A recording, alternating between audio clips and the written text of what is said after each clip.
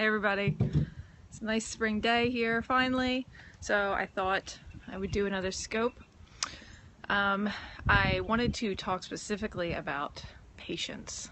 I feel like that's something that's always timely, how to have more patience, because I don't know anybody that's running around like, oh, I have so much patience, I should have another baby now, or I have so much patience, maybe I should start homeschooling, my kids for no reason other than all this patience I have. Nobody has a surplus of patience, right? We're all looking to have more. So I especially have been feeling very short on patience. So I went back and I read a post in my archives where I wrote about heroic patience, specifically the patience of Mary, mother of Jesus. So I wanted to share some of those thoughts because they struck me again as being very timely and stuff that I needed to remember. So maybe they will help you as well. First, patience. Something that we're constantly having to work on. And I think we think of it, you've heard the expression exercising patience. Well, that's a good way to put it because patience is really like a muscle. It's something that we're constantly having to work at. It's not like we have all this patience and then we spread it around. It's really we're given a situation and then we either rise to meet it or we crumble under it. So God is always there to support us during these hard things if we can remember to fall back on Him.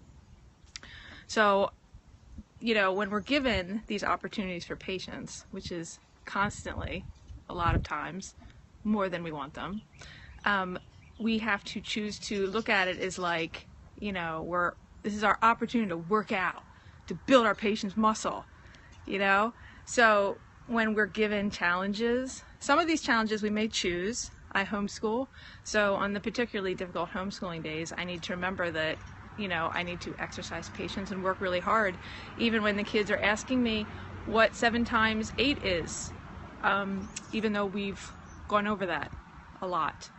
I have to remain patient. And then there's other times, other situations where, things happen to us. I never wanted to be a caregiver to special needs kids. That's not something that I asked for, but it's what I am. And I get a lot of frustrations from that. But I need to remember, rather than just being, just throw my hands up and cry in a ball or eat lots of chocolate ice cream, which is okay sometimes, but not all the time. I need to work my patience muscle and remember to respond patiently to all the small things that I have to do during my day. And by doing that, by strengthening our patience muscle, it becomes stronger and we can deal with more. I really hate the saying, God doesn't give you more than you can handle, because I think He really does give you a lot and He can give you more, but He's always there helping you get stronger. Maybe you can't do a pull-up, but through practice you can. I didn't start out a very good caregiver. I had a lot of problems. I was very frustrated. I would cry a lot. It was hard, but now I can go through my day a lot better because I've built up that patience. I know what to expect. And so in all things, if you work at patience, you get better at it. And again, the better you are with it, then you can model that behavior for your kids as well.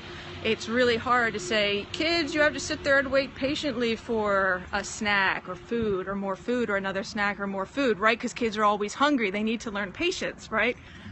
But if they see you modeling patience, if they see you going through your day with patience, then that helps them as well, too. So again, coming back to the example of Mary, when I first thought of Mary in terms of heroic patience, I was like, this woman had a perfect child. How did she display heroic patience when her kid could never do anything wrong? Of course, our Lord never sinned. But then I came to see that her life was filled with some very difficult things. She knew from the prophecy of Simeon that, she was going to face, and her son was going to face, some horrible things. She had to watch him go off on his ministry, and then she had to watch his passion, and she had to deal with all those things without losing hope and without despairing. And so she bore all those things up with heroic patience, never quite knowing what was going to happen, but knowing something was, and just having to be there to support her son. So I think, we can look to her, especially in our darkest times to see that patience, heroic patience, and faith in God can get us through those difficult times and then make us stronger. It can be hard. We can be tempted to despair. I have been very many times tempted to despair with some of the things that have been put on my plate. But, you know, I endure patiently, persevere, and I look to Our Lady, and that helps get through. And then I become stronger for the next time. I get better at doctor visits now. I get better at hospital stays. It's something I have to keep doing with my boys, and I get stronger, I get better, you know.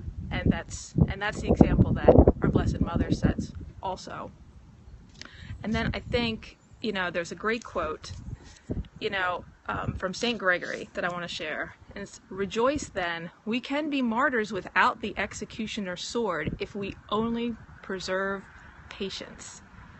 So most of us, hopefully, will not have to face an executioner. We're not going to be tried for our faith. We're not going to meet some horrible end and be martyred. We're going to get to heaven through all these little things, you know, the little way, like St. Therese says. And we have to do it with patience, you know, and by being patient on a day-to-day basis through all the regular little things, that's going to do it. That's what's going to do it for us. You know, some of us out there will face greater struggles, and we can look to Our Lady. We have to build up patience for those big things to get through, but it's going to be a lot of the little things also that we have to work through. So, patience, it's a muscle.